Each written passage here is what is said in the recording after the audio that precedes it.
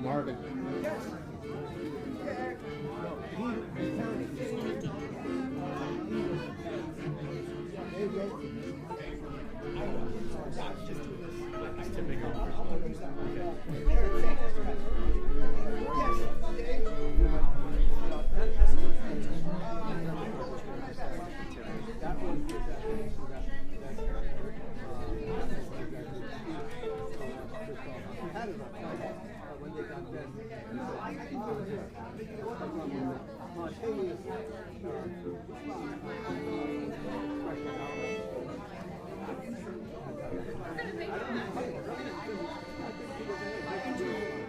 Brannon, can I have help for something?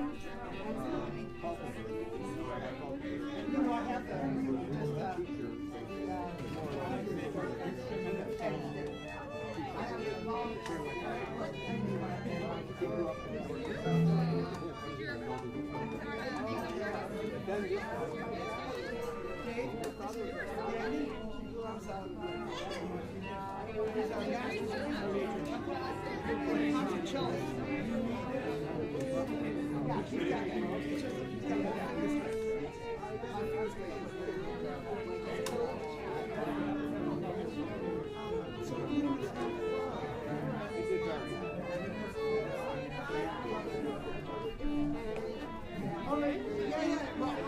let's make sure that no one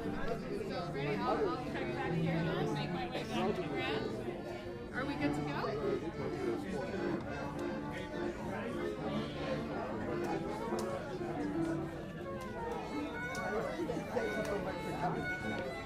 Are you guys, oh, you're ready? Okay.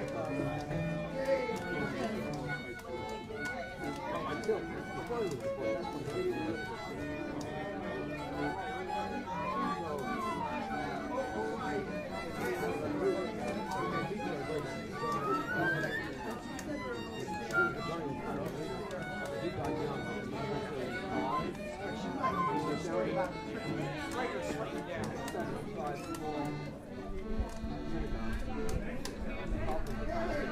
Hey, long last.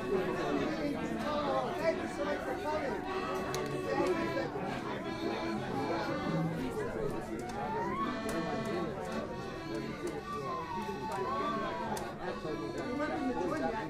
I just got Sure.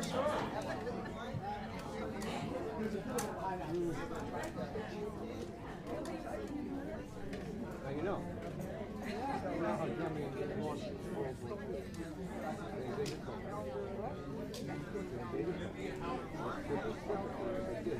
They stayed a little operation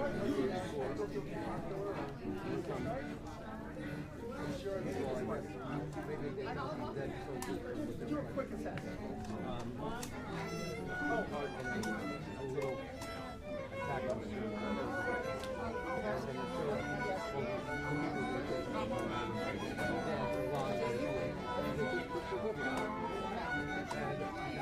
that was good.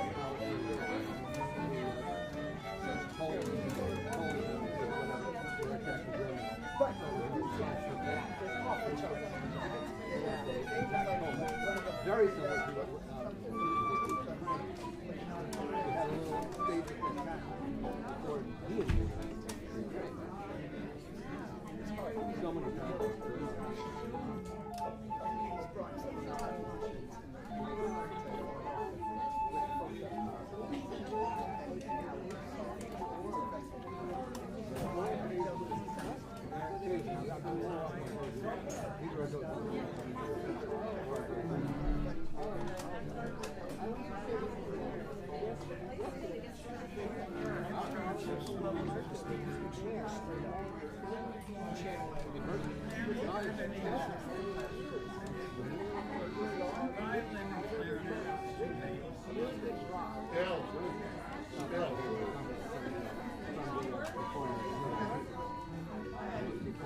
Oh, I think so. Yeah. You hear me now?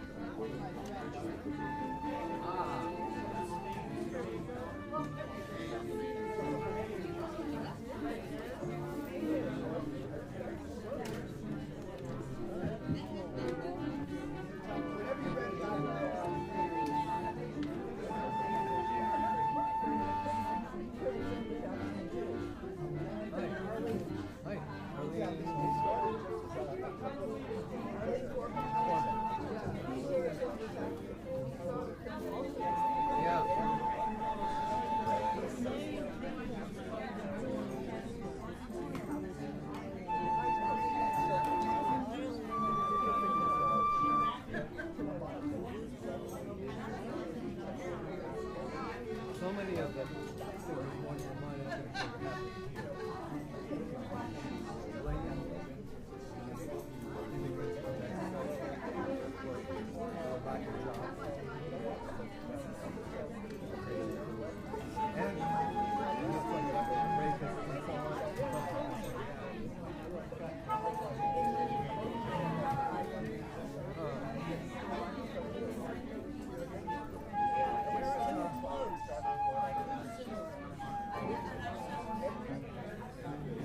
Me too. Hi, there you are. Do you have the seat already? Yeah. Okay, very good. I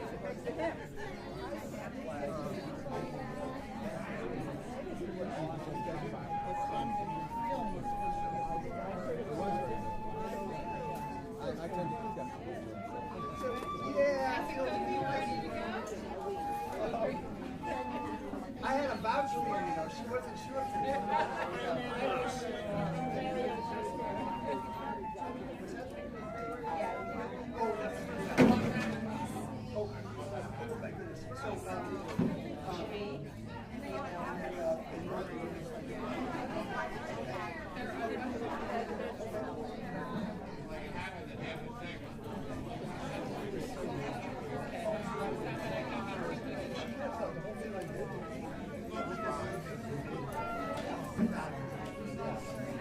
And they're your volunteers. Yeah, they're going to be coming down, yeah. Okay. All right. Ooh, that's very loud to me. Good afternoon, everyone. My name is Alicia Svigals, and I am the GEMS program coordinator here. If you haven't been here before, welcome. If this is your 4th, 5th, 20th, 30th time, even just in this week being here, welcome back. It's good to see you. I see a lot of familiar faces and a bunch of new ones. So with that being said, 2 things. What is GEMS? GEMS is our adult and older programming that happens here at the J. There's education activities, there's hands-on art classes, there's lunch and learns, there's a whole variety of programming that we do, and Klezmer falls into that category as well. You'll see there are program guides around the room, and I'll bring some more if they're all gone, of programs that are happening starting in January. Now I got louder again. Okay.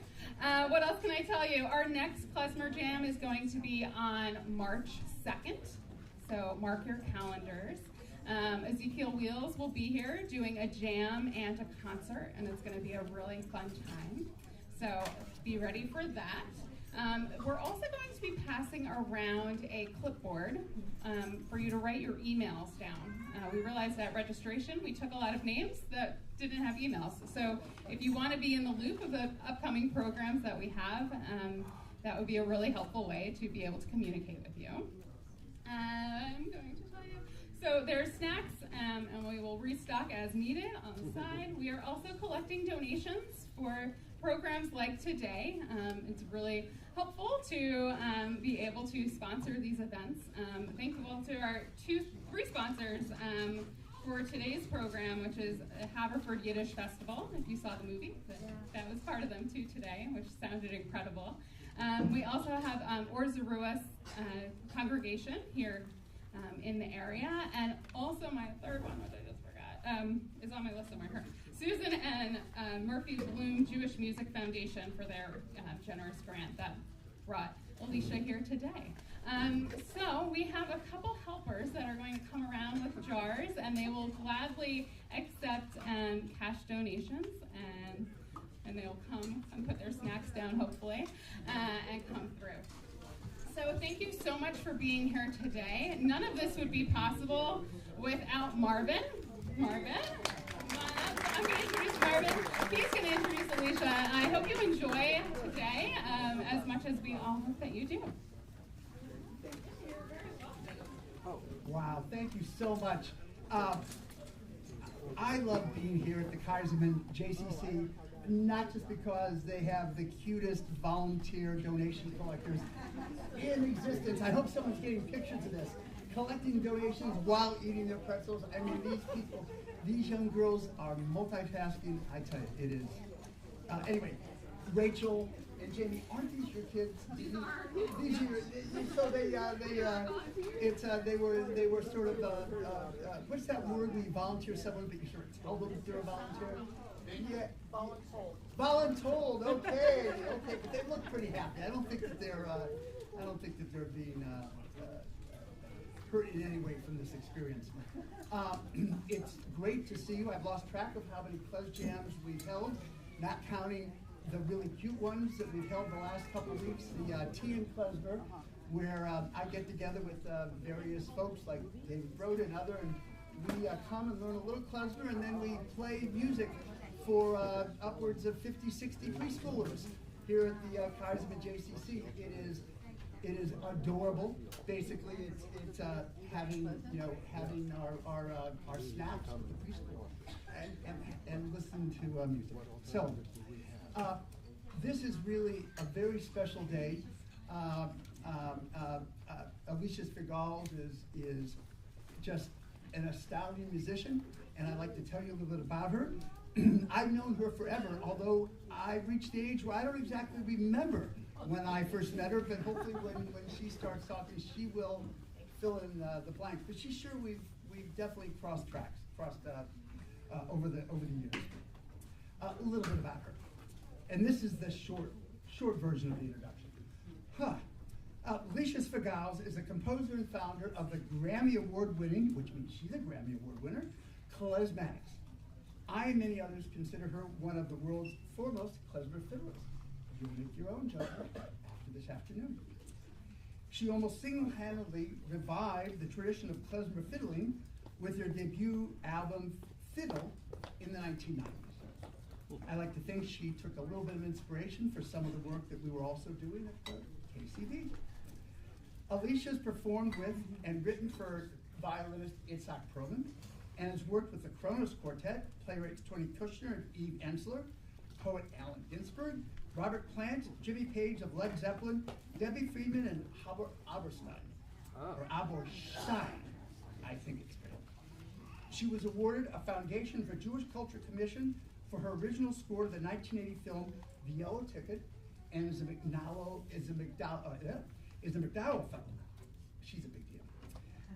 In February of 2018, Svigals and jazz pianist Uli Geistendorfer released Baragovsky's Suite. I hope I pronounced that correctly. I was practicing. Their fantasy on klezmer melodies culled from the archive of early 20th century Soviet Jewish ethnomusicologist Moshe Baragovsky.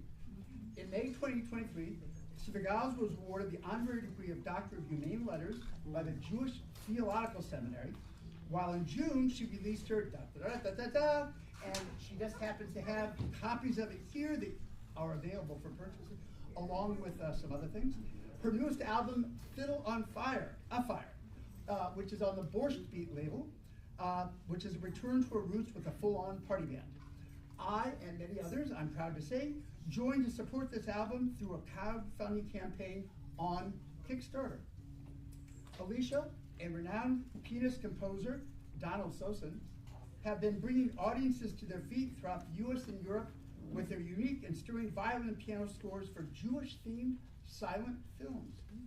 After meeting at a silent film festival in Italy, the two soon recorded their first original score for the 1923 German film, The Ancient Laws, followed by City Without Jews and The Man Without a World. Earlier today, over 150 people joined with Alicia and Donald for a screening of City Without Jews on this, the 100th anniversary of its release, presented by the Haverford Yiddish Festival, which is also a sponsor of the Klez Jam. It was a spectacular event. Imagine a film 100 years ago done by courageous film writers and writers and actors trying to engage with the Gentile community through film, kind of a black comedy, as it were, imagining the world if the Jews were banished. It was very powerful. And though that particular film had a Hollywood ending, it was a little bit too much for the taste of the Nazis, who were even then, 1924, very active in Vienna. They promptly arranged for the assassination of the best-selling author who wrote who wrote the book that the film was based upon, and did their best to find and burn up all the copies. But as Alicia explained to us, a miracle occurred because they found a copy of the film at a flea market in Paris. Just a few years ago, they were able to do a kind of a crowdfunding campaign to raise money to renew it, and then under the auspices of the National Foundation, Alicia was able to arrange to compose all new music and to bring this film back to the world. Afterwards, you may want to ask her about how this all went. She would just a few days ago return from Germany and Austria, where they performed A City Without Jews 100 years after its premiere. Alicia has graciously consented to this program to being recorded and live streamed, thanks to, wow, we have an entire bench of super talented, music techs, Bill and Eric and Steve and my intern, whose name, anyway, we are really pleased to have this amazing system, and this is all being recorded, and if you get your name on our list, we'll be glad to send you the link.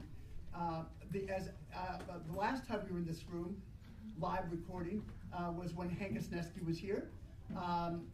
That recording has been seen hundreds of times, and as it turns out, Hankus used it a few weeks later at the White House because it was at the request of the Marine Band. They wanted to learn a little klezmer music, so he used the recording that my colleagues here did to help educate the Marine Band all about klezmer. So, if the music moves you, please make a donation to those cute kids, and I think there's a jar over there, but if you want to do it personally, I'm sure they'll be glad to help you. Oh, they're in the back. They'll be glad to take your donation. Pretty much everybody here is a volunteer, but those cookies, those Oreos don't pay for themselves. So, as you already heard, our next event, Ezekiel Wheels, March 2nd. It's going to be another joint program. With my good friend Jeffrey, who just came in, who's one of our sponsors and organizer of the Yiddish Festival over at Haverford College. And then I mentioned Hankus Netsky. By popular acclaim, he's coming back, but this time, instead of having a little cordial teaching session in this room, we're having him back for Shalom Summer on June 22nd. Hankus is recruiting an all-star klezmer band. He doesn't even know who's recruiting, but he's going to find out whoever's available and is willing to work at a discount and to come for a good cause to be here on June 22nd in Philadelphia. It's going to be a klez jam and a gala concert and dancing all out in the field if it's not raining. If not, it'll be in the gymnasium, but it will be fun. But speaking of Hankus, I'd asked my dear friend, Alicia, for a fun fact. Initially, she demurred. She said she now has a fun fact, and she can share that fun fact. But Hankus this morning sent me a fun fact, too. One, this is more of a nerdy fact, that Alicia has an encyclopedic knowledge of great recordings of classical violin repertoire. That's a pretty nerdy fact, but kind of fun and interesting. Hankus appreciated it. But, and if she's in witness protection, I'm sorry if we're outing you on a live broadcast, but according to Hankus, her house in upstate New York, I'm not telling you where, appears for a moment in an episode of The Sopranos. Oh. Apparently, it's a perfect location for committing a murder and disposing of the body. You can talk to her about that afterwards. Anyway, thank you so very much for being here today. And now, let's all welcome Alicia Svigals. Thank you, Marcus, and thanks to you and Jeff for bringing me here, and to all of you for coming. What a great turnout, and I hope you'll have some fun playing klezmer all together today. So I thought I'd start out with a very simple tune and kind of level the playing field by teaching it by ear. But everybody has the music for it too. If you've printed out the music that was online, So if you get frustrated with that and that's not fun, then go ahead and cheat and use the music. But it's simple enough that if you haven't had that experience of learning folk music by ear, this is a good one to start with. And once we play it, then we'll make it a little fancier and tweak it and do a couple of klezmer-y things to it and talk about style and things you can do in your playing and what, depending on your instrument, that will make the music that you play sound more authentically klezmer. So this tune is called Bräugestanz. It's a traditional dance done at a wedding where mothers-in-law pantomime having an argument and then making up, or a couple, the bride and groom, that's another variant of it. So you could play it for dancing, and it's short. You can repeat it over and over. You get a couple of people to pretend they're fighting, and no fisticuffs, but if they could do it in rhythm and then reconcile at the end, it's a fun thing to do at a wedding. Oh, hey, let's tune. Here's an A. I think you're a little, maybe slightly low. You want my, sorry. You have it. I have a real A, not this fake A I just gave you. And by the way, feel free to get up and dance or clap. Just everybody here is part of this Klezmer dance orchestra. That's funny. Stop playing. Oh.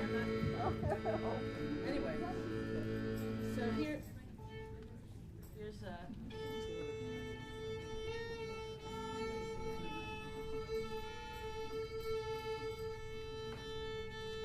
There you go. Now that's an A.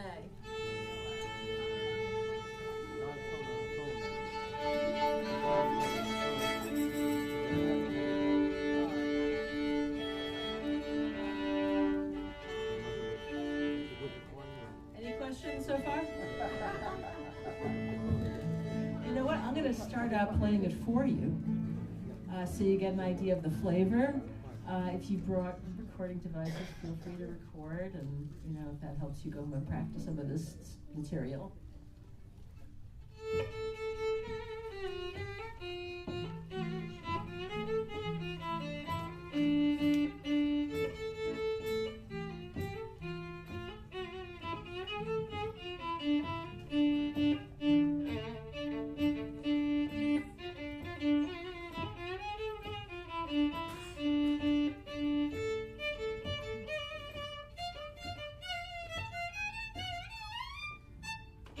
World's shortest klezmer tune. Okay. So I'm going to play a little bit and then play it back to me. I understand some of you play chord instruments, but if you want to try to pick out the melody, it's a good exercise anyway in doing that. If not, the chords are in the chart, and you could do that, but I encourage people to try to do this by ear. So I'll start. And then everybody just will do a call and response. So, yay, die, die, die, die, die, die. Now let's do it on our instruments.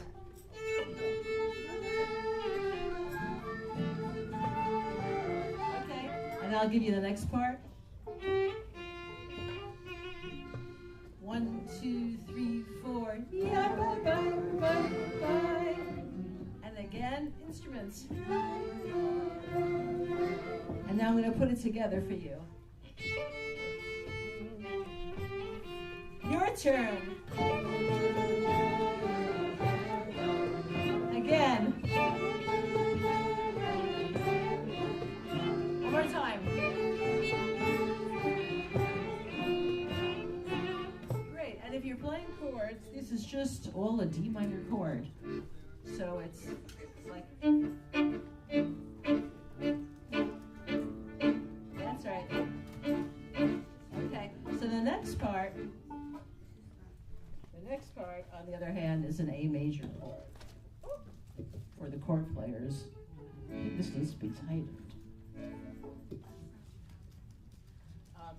So the next one has that classic Klezmer interval, the augmented second, the one that gives Hava Nagila its distinctive melody, the best known, let's call it, Klezmer tune in the world.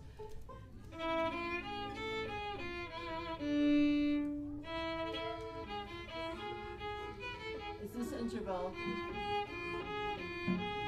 F and G sharp. So it's E, E, E, F, G sharp, A, G sharp, F, E, D. So I'll play it, and then you guys play it back to me.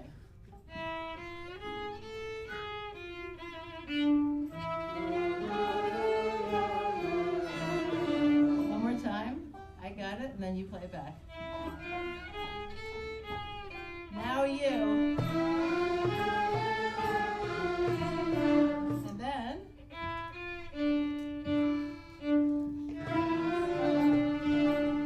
Good, and we'll put those two phrases together, so. Now you. One more time.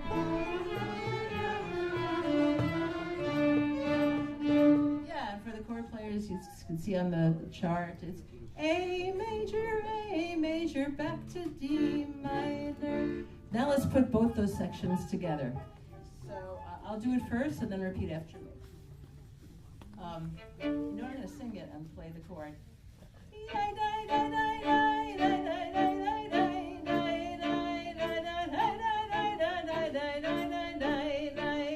Let's try to sing that first, actually. 3 and 4 and.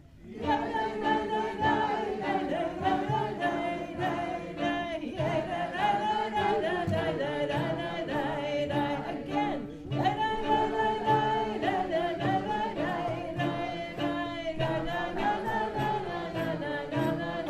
Now let's play it.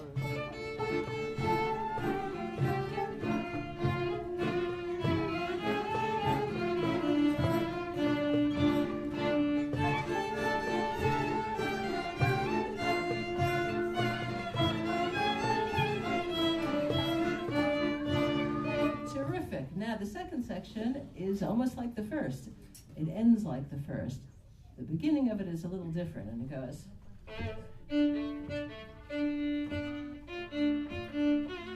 Yay, bye, bye, bye, bye, bye. Yay, bye, bye, bye, bye, bye. Let's all sing it.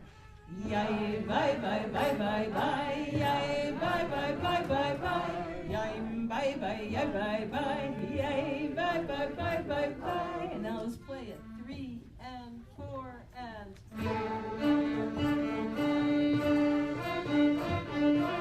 Good, again. 3 and 4 and.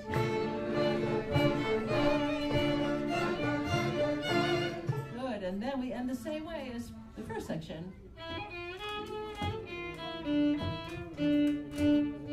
With that big interval between the F and the G sharp. Let's play that 3 and 4 and.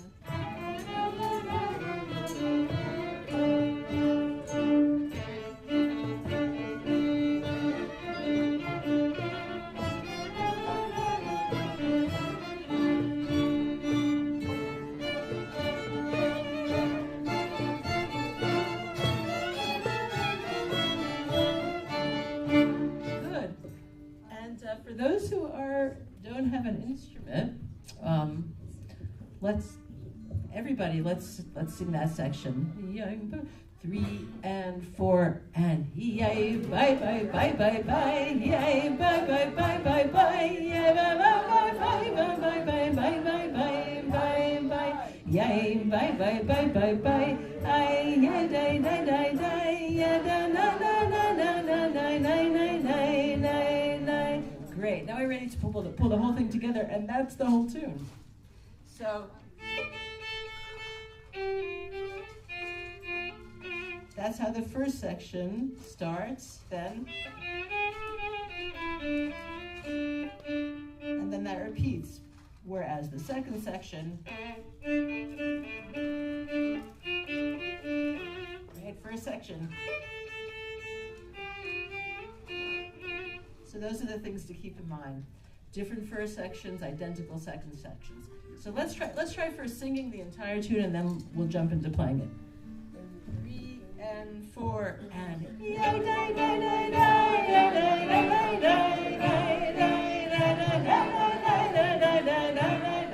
that repeats.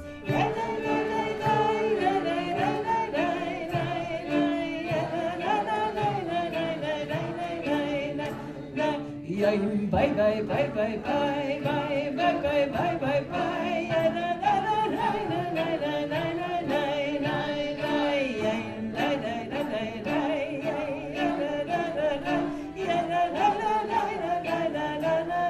Now let's play.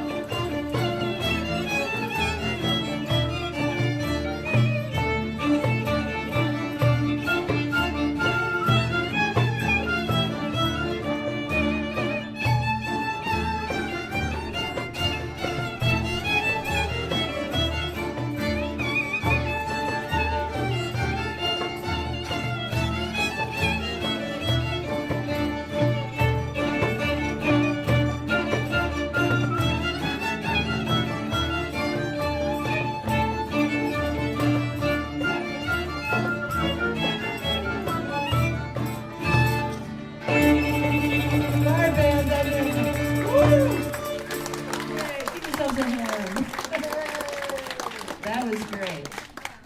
That sounds great. Now you see people dancing and clapping louder. If people want to dance, I have two things I want to do with this tune now that we know it. One is talk about style, ornaments, phrasing, and all that stuff. The other is have the band play it in 3 different keys so it can go on longer, to modulate, and that would be something to dance to. So this is kind of violin oriented key wise, but you could okay. I don't know how well this works for the other instruments, but it's super easy for the violins to start on the D, do the same thing, same fingering, start on the D string instead of the A, and now you got another key. And the key is the key of G minor. So, and then at a certain point we modulate up to the key we just did, D minor, and then we modulate up to the key of A minor. And the violins again, now you're instead of fingering it as you were, you do it starting on the E string. But let's just try it and see how it works with a mixed group of instruments.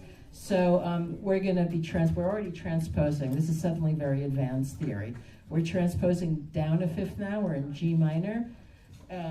We only have 2 chords to worry about, so hopefully it'll be easy. But so let's do this thing starting on D, and then when I call it, we'll go up to back to starting on an A. Okay? It's easier to sing here, actually. Let's sing it once here. D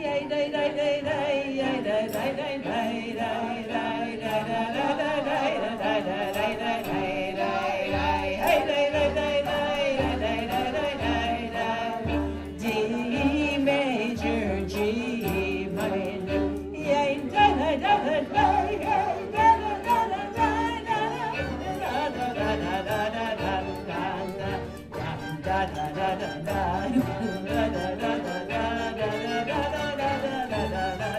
Now let's play it.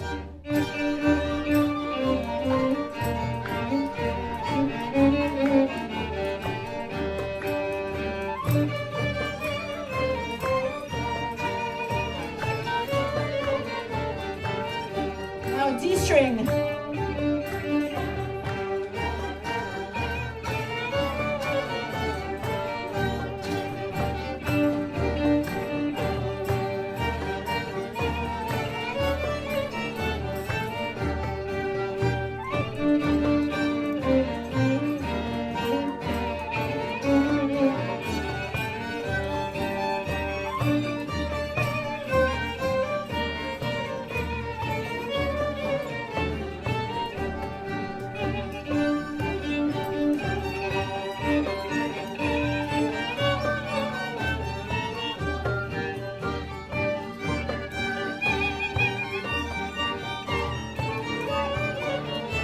Now is written.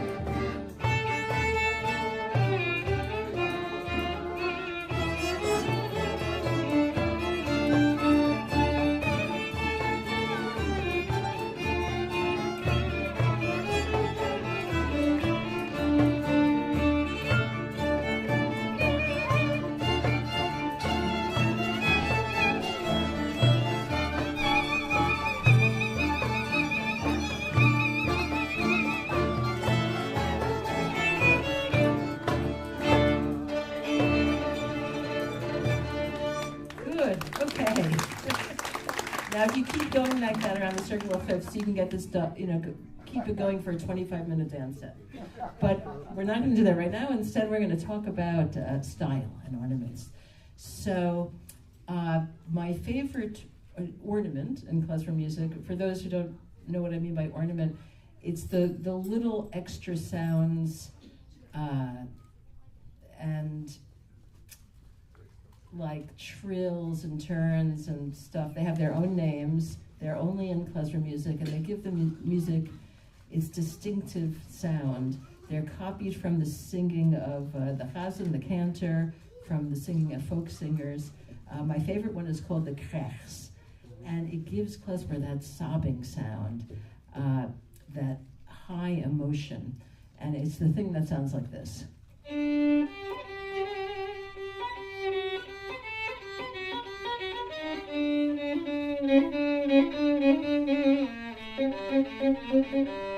You hear how that sounds like a cry in the voice.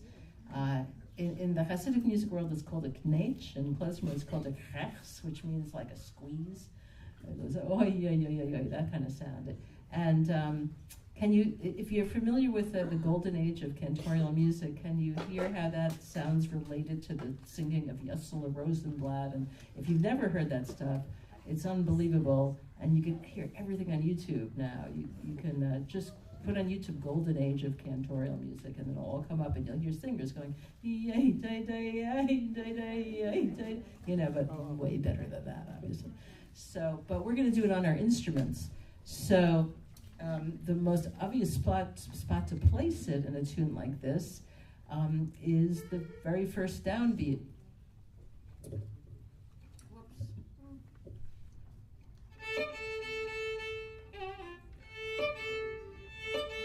So I'll start with the fiddlers because I know you the best. What you do is you're playing an open string, and then we'll go through the other instruments too. Don't worry, it's not going to just be for the fiddles. You play an open string. You start the bow slow, and by the end you give it a little. So it's not right. It's not. It's the opposite. And at the end, you throw a finger down, your third finger, your fourth finger. I like the third finger. and you stop the vibration of the string with that finger. You don't want to hear a pitch.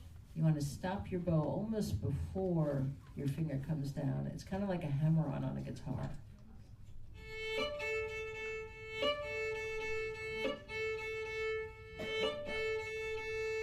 So let's start with the fiddlers, and some of you might already know how to do this. So do you mind playing by yourselves? Oh, yeah, okay, let's start with Janet. Yeah, you got it. Very fast learner, never heard of Cox before. And so. Marvin, you want to do it? Okay, so that's halfway there. Like that sound is there, and now you just got to coordinate it with the bow in this other way. So first of all, you want to start the bow slow. So, oi. Start that was nice. That was it. Yeah, start the bow slower. And then throw your finger down. Before, stop the bow almost before the finger comes down. And then you want to add the next note.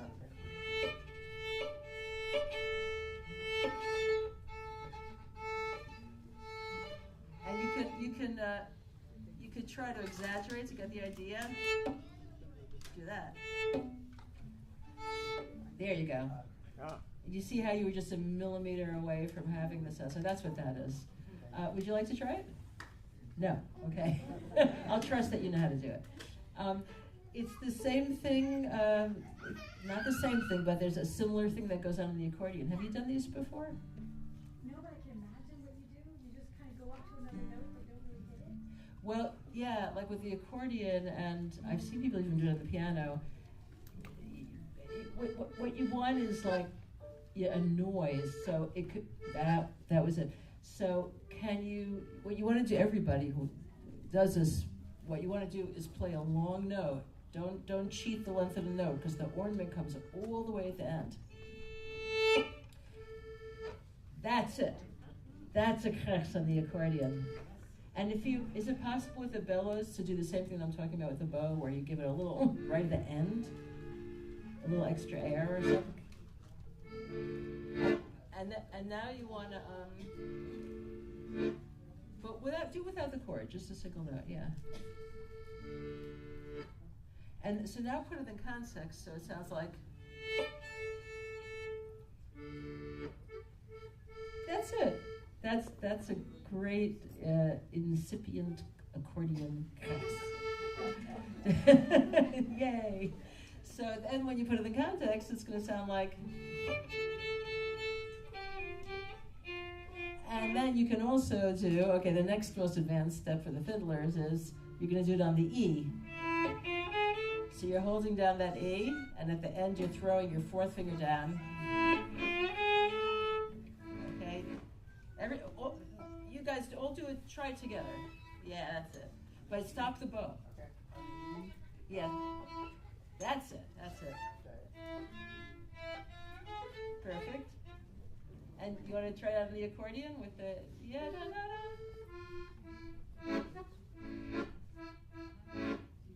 That was it.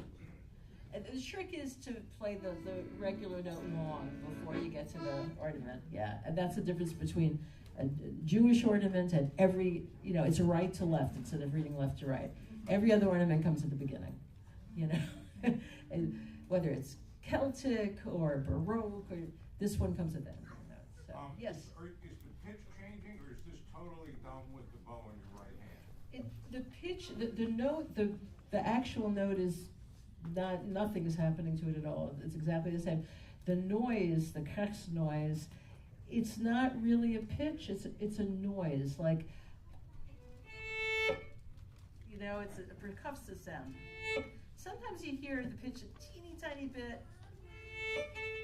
You hear a little fourth up there. But you want to mostly think of it as just a noise, and it's most effective when it's far from the pitch. That's why I do a fourth. But it doesn't have to be. Yes? When I heard you playing that, I wrote it in A to B. Yeah. I heard the A to B. you heard that little D. It's very fast, but it was there. Have you ever done this on the flute? Well, I did. I was doing A to D that when you were doing that. Oh, let's hear it. I was going. Oh wow. But again, it's all about doing it at the end, not the beginning. So first you start slow motion to get used to it. Yeah. But for you, the challenge would be to do less D, more noise, like it has to be quicker. Not at the beginning. It's do a really long A before you do the ornament. And then you gotta stop blowing as soon as that finger comes down. It's really hard to not do it as a drill. Yeah. Yeah. The way you practice it is you do a long note. And now here comes the ornament. Oh, you don't go to the next note. That's it. And then you go to the next note. But you need less note. It sounds like a backwards electronic decay. Yes. Like a backwards note played, a record played backwards. Absolutely. If you play what was it? The Beatles song. You that you play backwards and it says Paul is dead. Yeah. So do that, and you'll hear Paul is dead, but also it'll sound like a bunch of cracks in a row.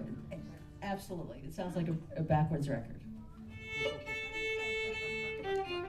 Okay, so that's ornament number 1. Anybody else have want to try it? Oh, there's a fiddler all the way in the back, hiding in the back. You want to try it?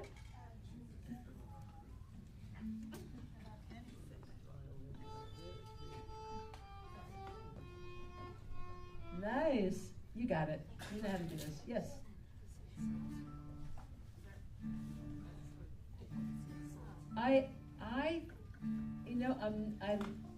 I have a feeling it's very different on the guitar. I'm not a guitarist, but you gotta let the note ring, and then quickly play. Do like a hammer-on. So, like pretend this is a guitar. That's not great. That's the. It doesn't actually matter what note. Doesn't matter. You just want to make a noise. You want to stop the vibration of the string. And you want to do it at the end of the note. It stops it, the ringing. But don't play a second note. First you pluck, and then with the left hand, boom.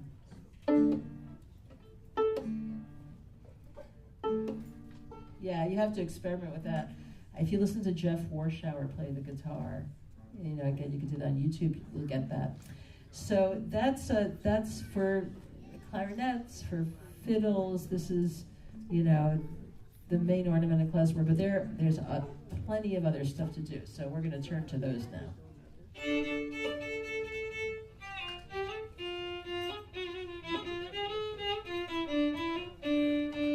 So there's a certain way of phrasing which you're not going to find on the printed page. And it usually involves pairing 2 notes and doing this sort of lilting rhythm where instead of going ticka, ticka, ticka, ticka straight ahead, yadum, badum, badum, badum, badum, in pairs that are a little faster than ridden. Yadum, badum, badum, badum, badum, badum. So.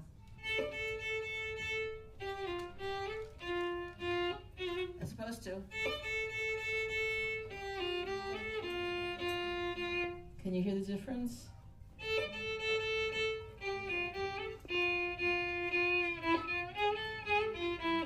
It could be very subtle, like it's written,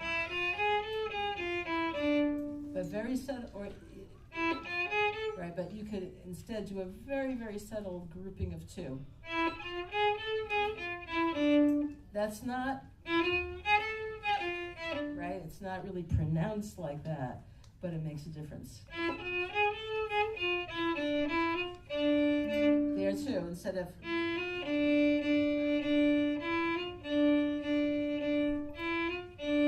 I'm giving a little tiny lift to the bow.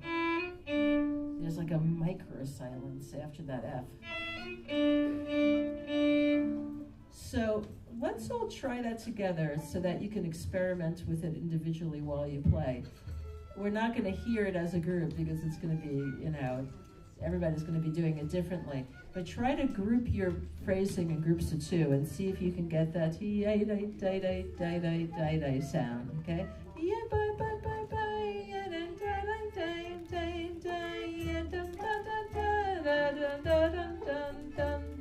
Yay, bye bye bye bye bye, yay, bye bye bye bye bye, yeah, da da da da da da da da da. And if you were listening to what I just did, sometimes I do it and sometimes I don't. Like, you don't want to do it all the time, that would be monotonous. You want to alternate doing it and not doing it, and then sometimes it was pronounced and sometimes it was very subtle. So whatever you can do in that department is great. Even if you just do two groups of two like that, you're already going to sound so much more klezmery. So let's try it on the instruments. We'll go around this tune a couple of times and see if you can work that out. 1 and 2 and.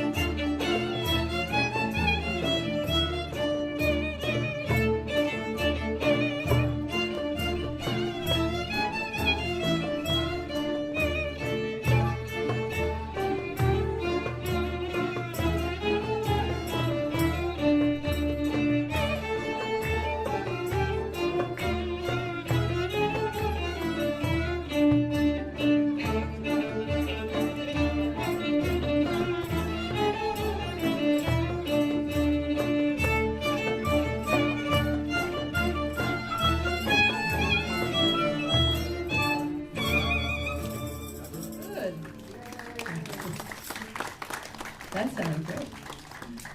Any questions about this tune before we move on to the next one? Or about that concept? Or anybody want to try it out for me?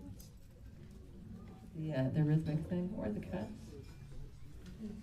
Okay. I just have one little, the closest thing on a fretted instrument you can get to that stop that you're doing is hit the note and then instead of hammering on or pulling off, slide down.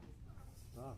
Yeah, which is actually kind of what the clarinet sometimes does, like opening the embouchure and dipping the, and I've seen people do that in the flute too, a little. Round it. Yeah, that's another kind of a crack. Do you want to try it? On the banjo? Yeah, I didn't expect it. I always try not to make eye contact. Oh, okay. You don't have to. So,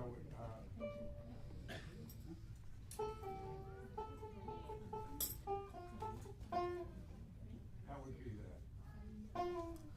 Yeah, I would do less, a shorter journey though, just to get a Like little change it from taste three of frets it. to two frets or something. Or even just one.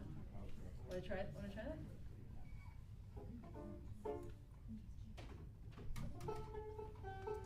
Can you do it on the very first note?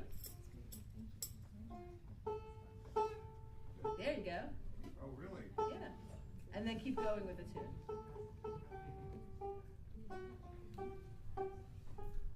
I'm kind of the wheels coming off a little bit. When you know, if you go home and woodshed, try doing it on the A and on the E. I hear where you're going with that. I think you're right. That's a good way to do it. Maybe also on the guitar. Yes. That you're using an open string to start this. Yes. Whereas on the guitar, your fingers are starting on a chord. Yeah. Or on a note. The second Unless one that we you're do. starting on an open string on the guitar.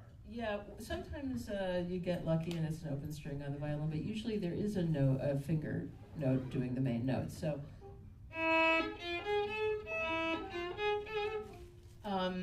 so with the guitar, yeah, it may be that it's going to be most successful on open strings, or if you could stretch up to, it's only going to be whatever a third or something, first finger to fourth. The intention is just to deaden the string, to get a percussive sound on the To string. make a noise, yeah. If you're arpeggiating with one finger over the other, you're probably getting the same result as long as you don't make a tone. Well, you don't want, it's probably too much to be playing chords, like this is where the guitar takes the melody, and somebody else is playing chords. I think, Somebody's playing lead. yeah, that's a lot to try to do the whole thing. But listen to Jeff, because maybe he's worked that out too. Jeff Warshauer for the guitar. Okay, let's go to the next tune, which is Lebedik. Now, I see now I sent a chart with no chords on it, but there are only a couple of chords, so I'll tell you what they are. And this works nicely in a medley after the Breukestans, if you want to play with a band or for dancing.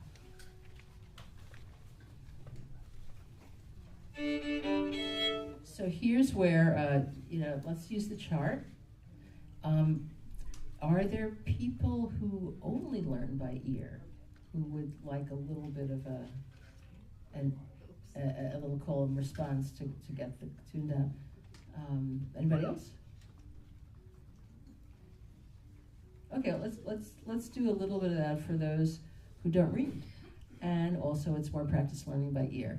And then feel free to take out your chart and don't worry about it. So, What key did I send? D, right? Anybody have a chart? They want to mark in the chords? Okay. So it's D major. D major, D major, D major, C minor, C minor, C minor, D major, D major, D major, D major, C minor, C minor, C minor, D major. Does that make sense? Okay. And then the next section, D, D, D, D. No, this is, no, it's still D major. D major, D major, D major, D major. This is all D major. Do, do, do, do. Yeah. You could do G minor, or you could keep it in D major. Yeah, da da da da da da. C minor, C minor, C minor, C minor, D major. So not a lot of chords.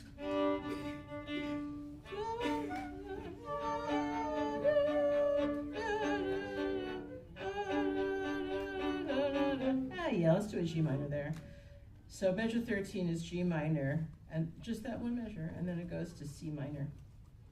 And then keeps going in C minor till the last note, which is D major. So, should I go through that again, or? The whole thing or just the second section? Okay. So, D major, D major, D major, C minor. Okay, we've done two measures now. C minor, C minor, D major, D major, D major, D major, C minor, C minor, C minor, D. D, D, D, D, D, D, this is all just D, D, D, D, D, D, D, more D. Now we're gonna go to G minor. G minor, but just for a measure. C minor, C minor, oh C minor until we get to the final D. Did that make sense with the lyrics? Okay, so I'll do a little call and response, and then we'll, get up to speed very fast. So this is Freygish. Let's talk a little theory. Jewish music has Jewish modes, which in non-Jewish Western classical music, we've got two modes, major and minor, happy and sad, right? Major, minor. In Klezmer, we have other modes. This one's called Freygish. This is the one I was referring to as the Hava Nagila mode before.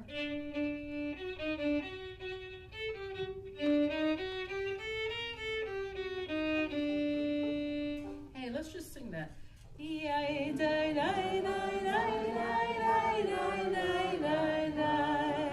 One more time.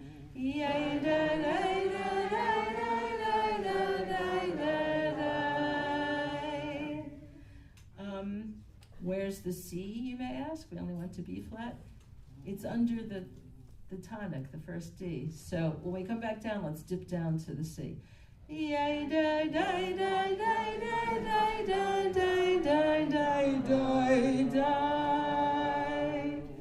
it's a mode, it's not a scale, so it makes these typical movements like that. So you might see it written, but it never occurs in the wild that way. It does more what we just did before. So this is a tune in Freygish. Okay. Yai bye bye, yai bye bye, yai bye bye bye bye bye bye. Everybody. Yai bye bye, yai bye bye, yai bye bye bye bye die die. Now let's play it. 3, 4.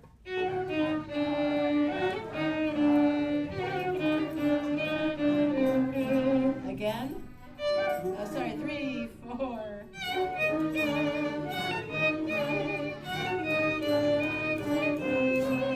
Okay, and then let's sing the next part.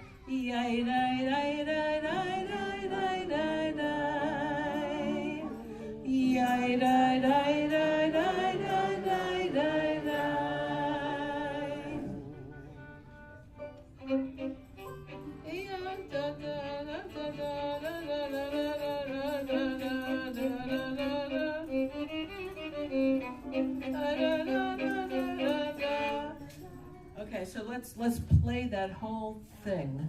3, 4.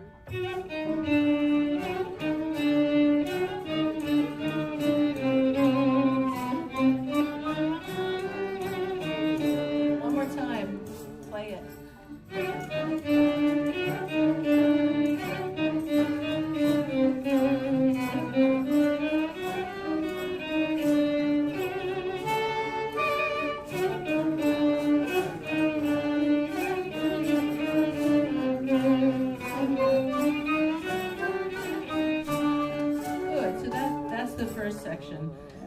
Now it repeats. It has that internal repeat which we fill with that. Now this second section, this is also a simple short tune, not as short as Bergestan's, but also a great one to start with. So the next section goes, let's sing that. And and then it goes into a little fill.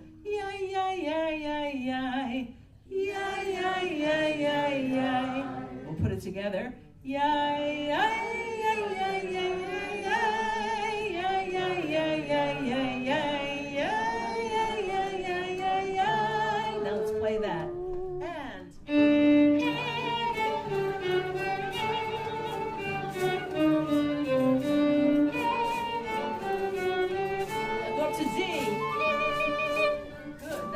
first half of the second section.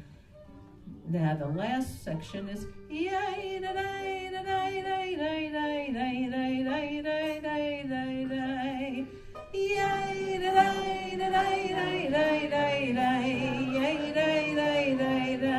one more time.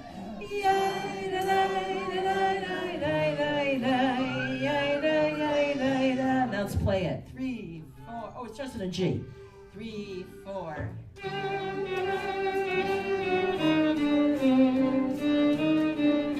Again.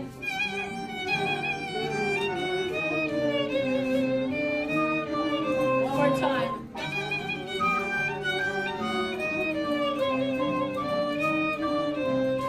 And then it ends with. Let's sing that. And.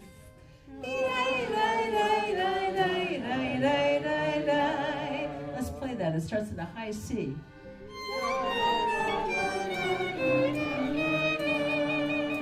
So to put it together.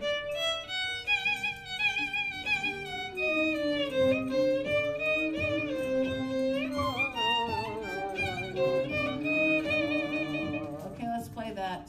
Starts with a G. 3, 4.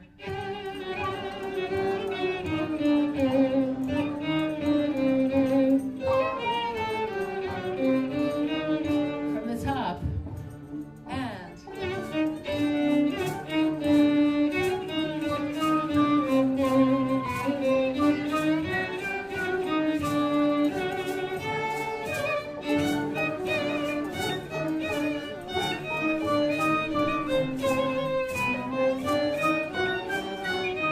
Repeat that whole section.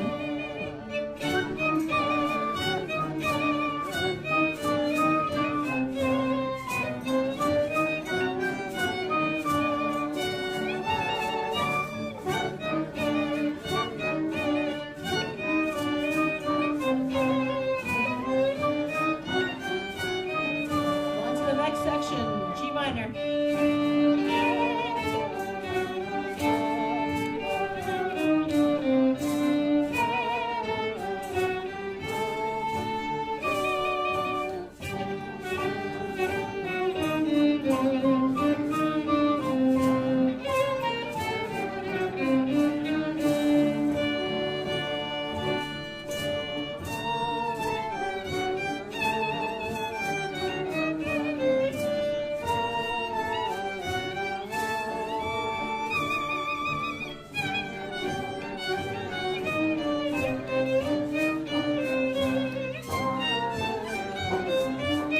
A little faster.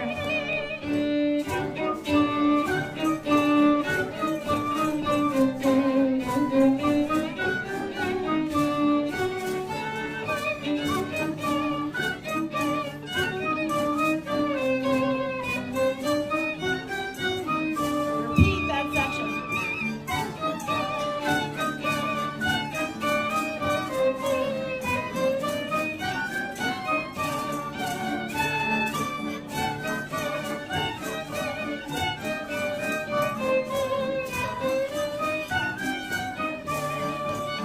Next section. Repeat.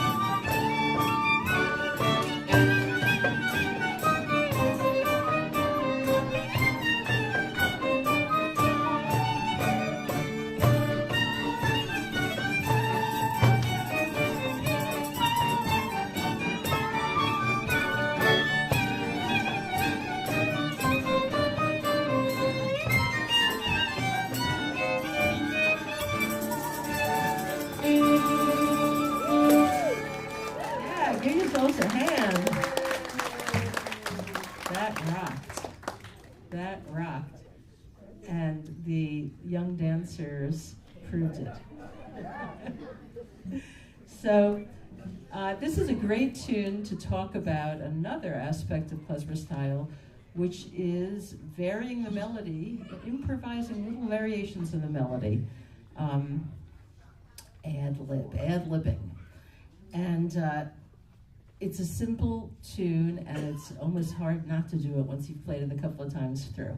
So I'll show you what I mean. Here's some examples.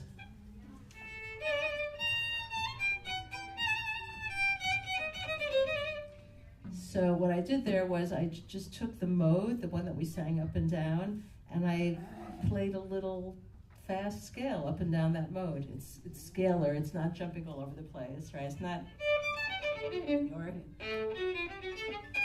no, it's just very simple.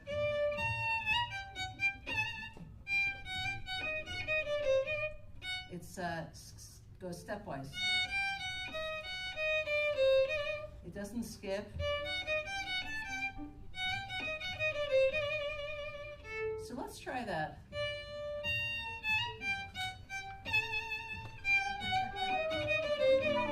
This is advanced. This is Klezmer 301 now. Everybody. Again, it starts in the F sharp. Again. Now let's speed it up. Yep. Ticka, ticka, ticka, ticka, toom. And again. Good. And so in context, as a fill, as an improvised fill.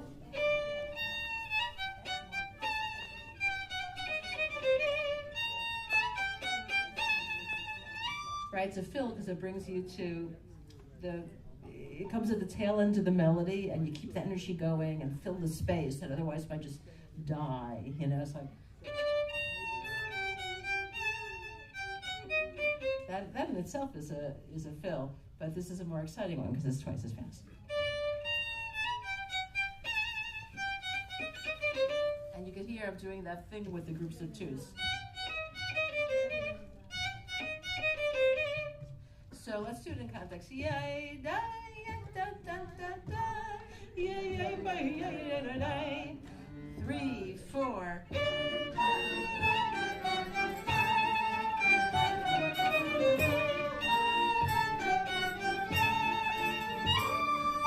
Yeah. So that's one kind of an improvisation. Another is to do a little rhythmic variations. And keep the excitement going that way. So,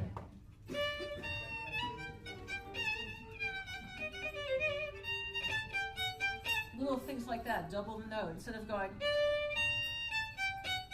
you can go, right?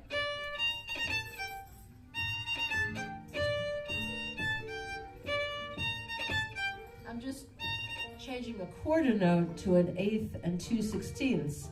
But it makes a big difference.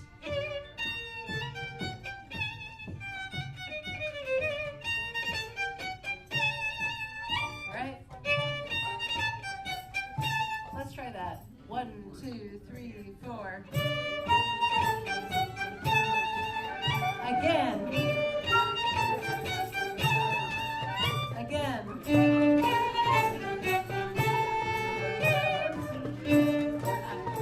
Just doing that one part for the 16th notes, but we can put it together. Maybe that's more intuitive. So this is what I'm going to do, and then repeat after me.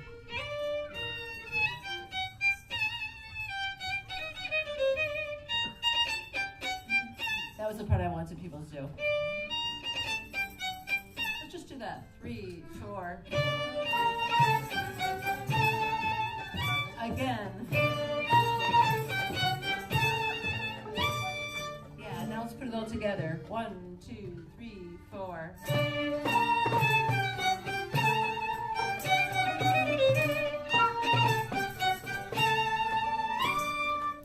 Yeah, and then there's space in this tune. At least as the way I wrote the chart for more basic fills. So right now it says. Let's see what you got there.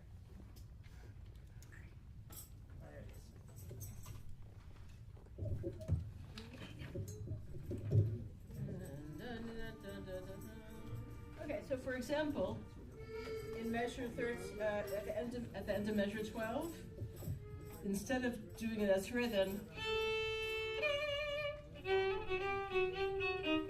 right? You go, just walk up, bum bum bum bum. That's another way to keep that energy going.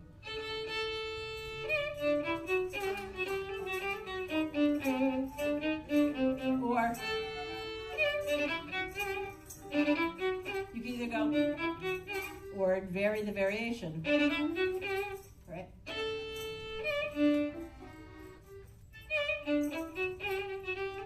Or that's a classic one. Chromatic. And that also, when you're like leading a jam session or on a gig, and you're playing you're leading a tune that not everybody knows, and the rhythm section's trying to follow you and hear the chords. That's how the melody player tells the rhythm section what the next chord is. So, if you don't know the tune, well, that's a surprise. Suddenly we're in G minor. How am I supposed to know that without the chart? But if the melody player goes, well, you know what's the next note. Ah, we're in G minor. Or, even better, that's obvious. What's next? Right, so that's a trick of melody players to bring the band along with them. So,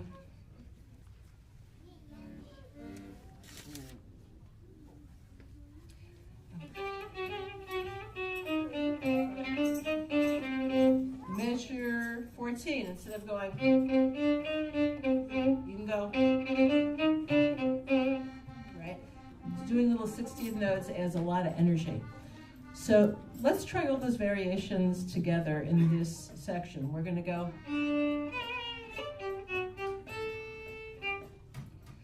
I just realized I did vary the variation. I showed it to you two ways. Once I started that showing it to you, right? And then the second time I went,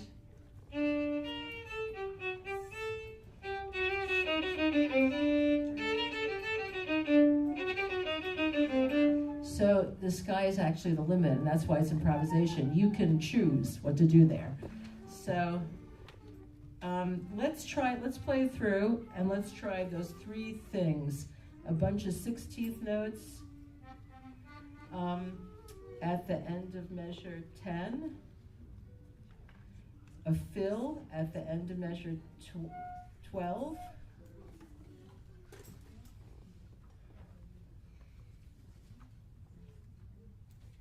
and then throw in a couple of 16th notes in there instead of 8th notes, okay? That's your challenge. And you might all do it differently, and then you're just going to sound like an old 78 of the Abe Schwartz Orchestra or something.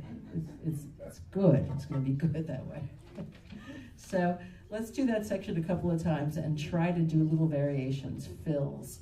1, 2, 3, 4.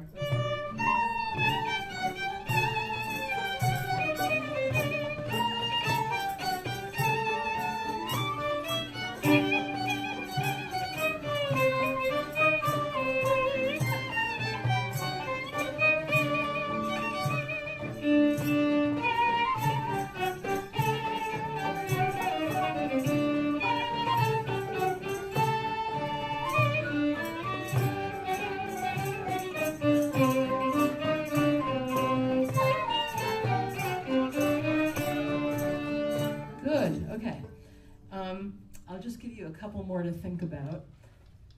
One is you have a bunch of straight 8th notes like this, dot a couple of them. That adds a lot of bounciness to a tune. So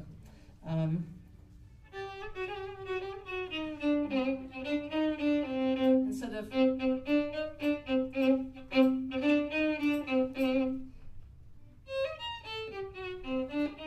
that has to stay the way it is. Here's a variation. That's measure 3. Here's another I'm throwing a bunch of them at you because there's going to be a recording, and you could go back and study this if you want. Okay, that's measure 4. Instead of going, which is already a fill, you go. Okay, so you've got doubled notes, scales running up and down, dotted notes. You never want to play a tune like this the same way twice. Every time you go around the tune as a melody player, you want to do it a little bit differently. Now, sorry, I'm gonna put that on. I'm gonna silence it.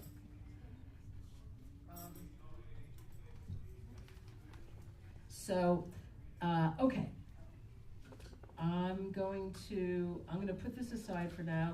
Let's do the other tunes. Now the other few tunes are much more complex. These are reading tunes, and I brought them because they're really beautiful and unique, and in particular the one called Poltava is kind of a rarity.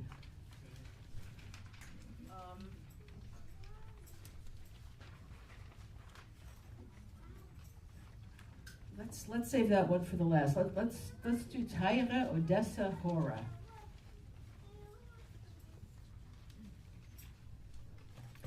So Hora in this context is this rhythm that's also known as a joc, which is like an onomatopoetic word, like joc, like the bass. Joc, joc, joc, joc, joc, joc, joc. It's also Hora, joc.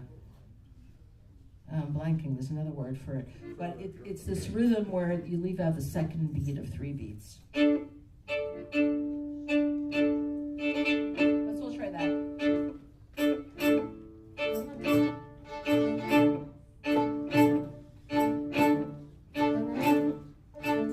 Right.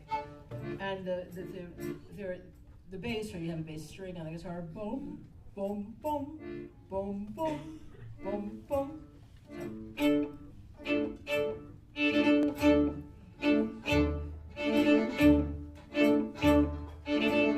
Good. Now note these little notes, da-da-da, kind of like those pairs of notes that I talked about before. This is a group of 3 that you kind of rush and then you leave a little space. So it's not, it's, you hear the little silence before the downbeat?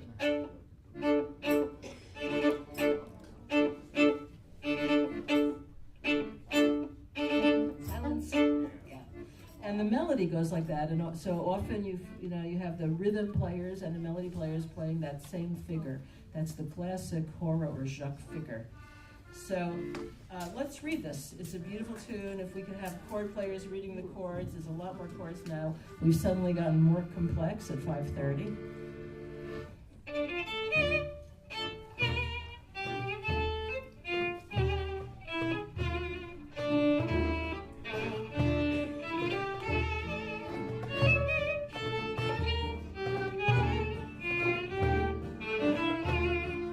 Okay, so what rhythm players need to do is leave out that second beat. So it's not a waltz. So instead of boom, chick, chick, boom, chick, it's always boom, chick, boom, and the second beat has to be silent. So boom, boom, boom. Let's all do it together. 3 and 4.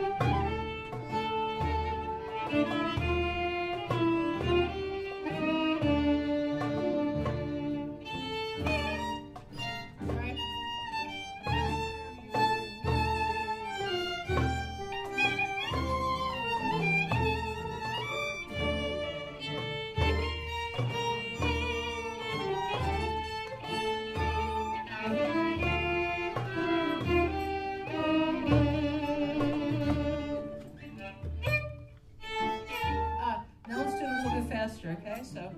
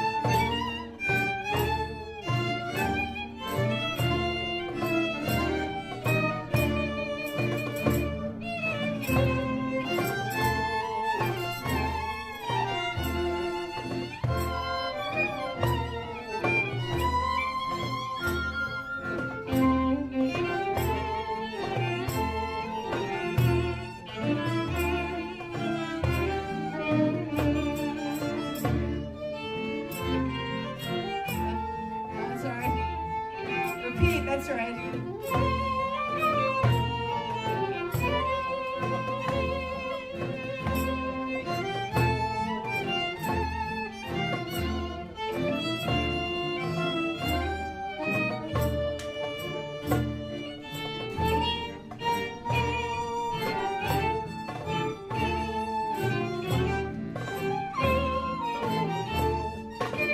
No middle beat.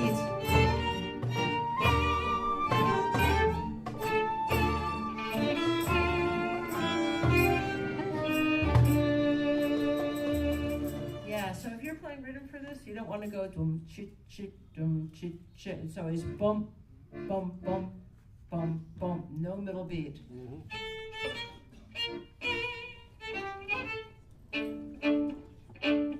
Okay, that's the secret sauce to this kind of tune, and it's also a dance. People hold hands in a circle and go very kind of gracefully and move their bodies in unison.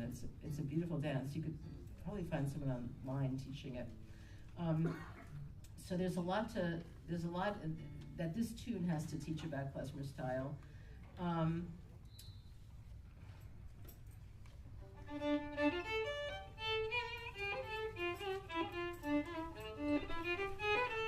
Okay, there's another kind of crafts, and this is going to be easier for like the guitars and banjo.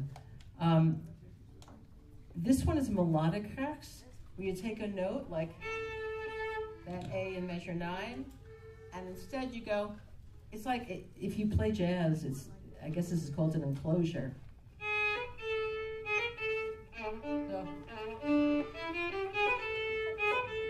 So you play a G sharp underneath and a B above, but you play that B kind of like the other cracks that we did. So it's silence. But this time, unlike the other cracks, it's not a noise, it's actually, you want to hear that melodic variation. So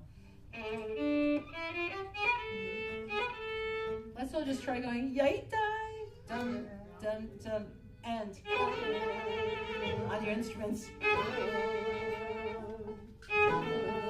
Yeah, let's do it on our instruments. Yum, bum, bum, and again. Again. Anybody want to try that for me? So you want to, like the other crafts, you want to leave a little space after that B. Little air. That's it. That's it. But that A has to come in a little. Yeah, that's it. That's a melodic crafts. And those are all over these horrors. So.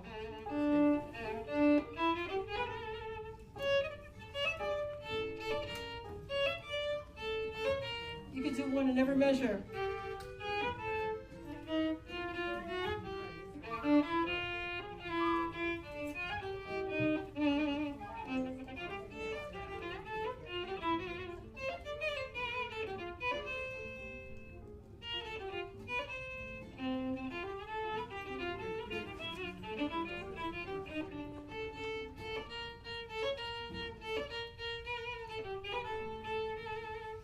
You could do that again in measure 36. Instead of going.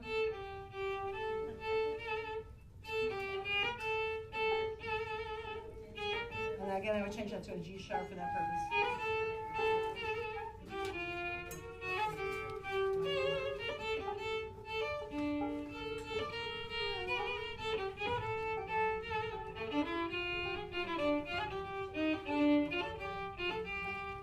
And there, same thing. You could measure 47. It's not an enclosure, but you could play an A instead of playing a crest. That's a melodic crest.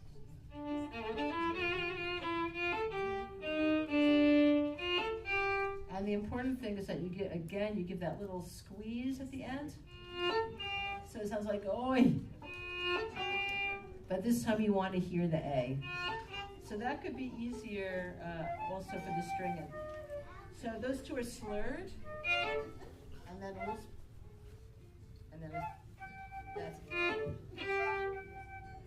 yeah. Again? Again? Yeah. There you go. Space? Leave a little space. Yeah. Yeah, that's nice. So that especially the last one you did had like a little bit of had a little noise, a little note. It split the difference. So isn't that a pretty tune? Yeah. You know, the chart isn't exactly right. I got it off the internet. I didn't make this chart. If anybody really wants to pursue this tune, write me and I'll send a link to the Brannon recording of this, and also maybe I'll make you a better chart. Okay, let's go to Poltava. Yeah, we're saving the hardest for last.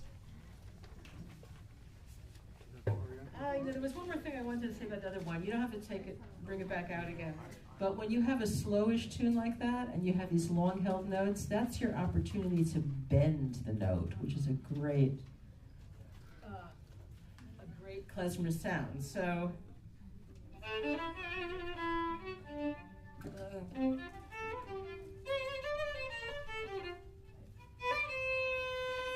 Okay. That's okay. I guess look at that Odessa Horror again. Measure 25. So the measures before that is a fiddle player can literally lean their finger back. Wind players can let the pitch sink and then bring it up again. Measure 25. Yeah, measure 25 is a long note. When you get a long note, it's a great place to bend. Yeah.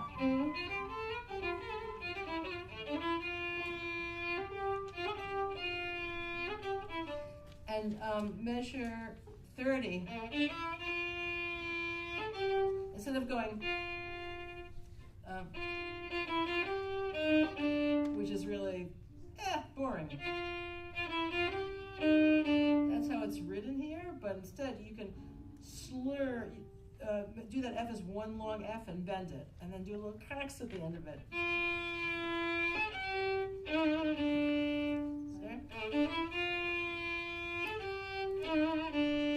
Instead of, it doesn't really even go that way if you listen to the recording. It's great to end a bend with the cracks, actually. Check it out.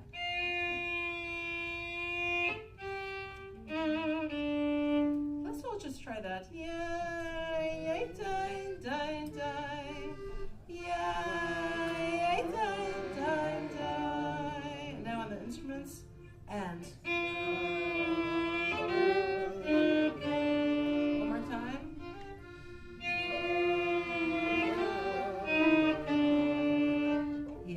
Okay, this is a crash course. That's a lot of information, but you could go back to the tape. You could take the tape and spend the next year with this stuff.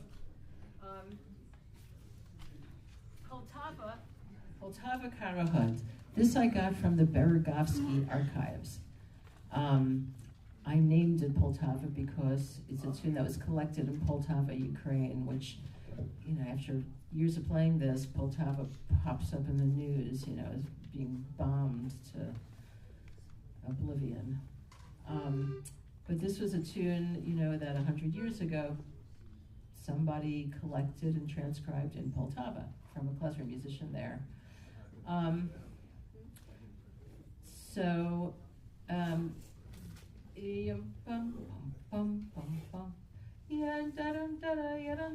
And this is another example of, you wouldn't play a ticka ticka ticka ticka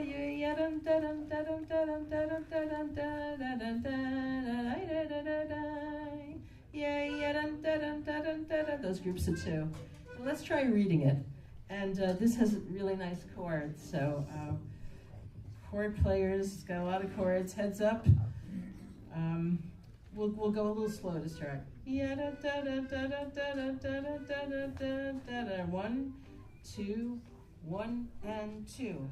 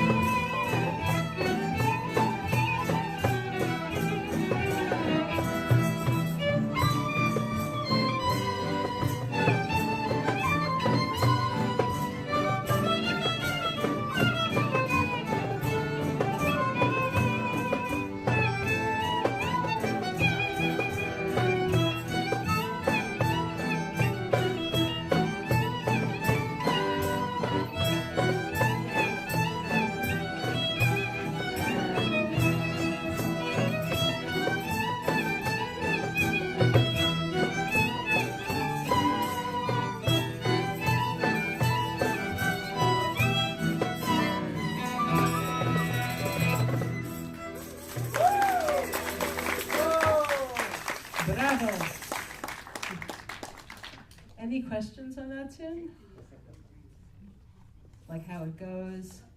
I like the DJ, that's pretty cool. Yeah. That slays me. One thing I've noticed, Alicia, is that when you play your trills, you tend to do them a half step, no matter what the key happens to be, which is very distinctive. Yeah, in fact, more like a quarter step. Oh, but it's a quarter step. Yeah. And for the fiddle, it's actually almost like vibrato. It's like a big wobble. Yeah, where your fingers are kind of glued together and the upper one just passively hits the string as you go. So that's my understanding of the Klezmer trail. So there you go. That's another way to do it. Then the trill is gone.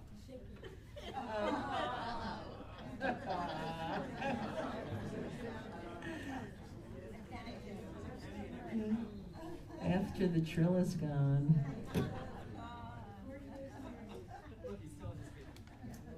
So, do we have time to, what time is it? Yeah, we still have 4 minutes. Let's do another one. Let's party. We can do the horror. Yeah. All right, so this is the last tune. Now, if you recall from 12 minutes ago,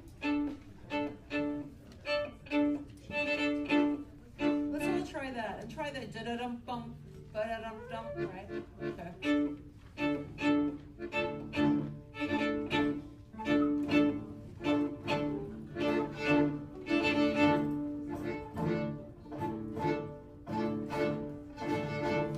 But make sure to put a little space after those little short notes. So they have to be a little faster.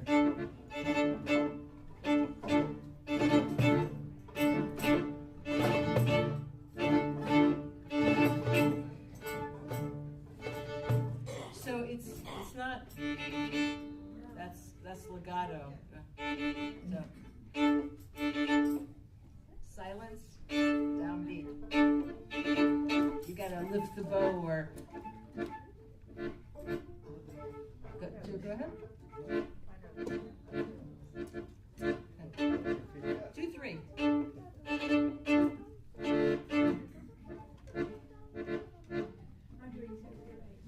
Yeah, can you do 3? It's hard. But you can go. Maybe you can do that instead. Do that with the. Can you do that with the buttons?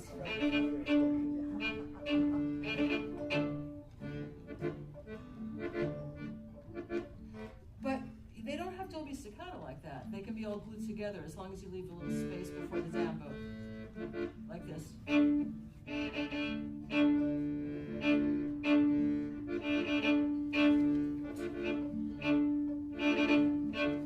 So you can go da-da-da-da. As long as it fits in with what the rest of the band's doing, yeah. So let's try the tune. Yum, bum, bum, bum, bum, bum, bum.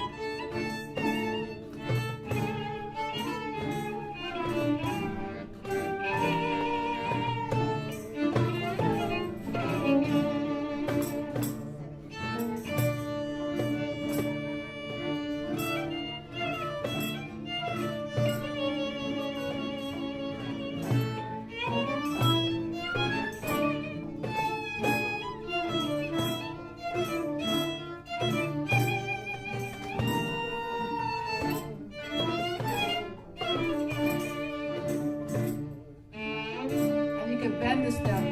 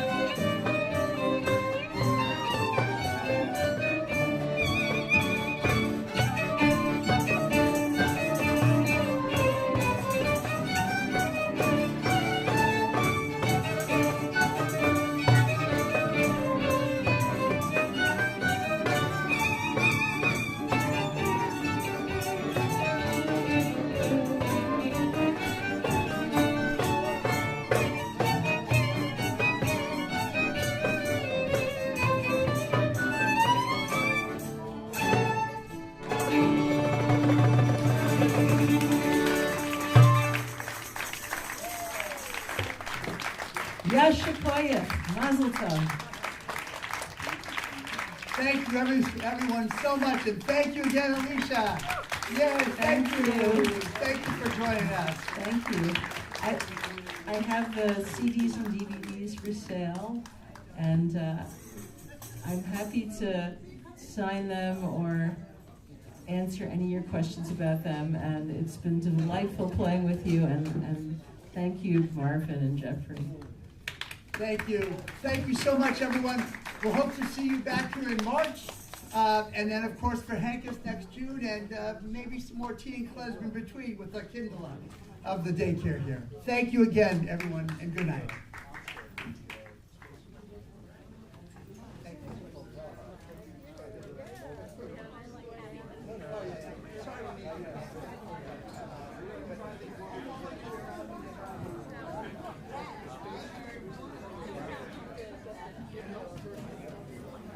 Oh yeah, if you go to the registration site, you can download it.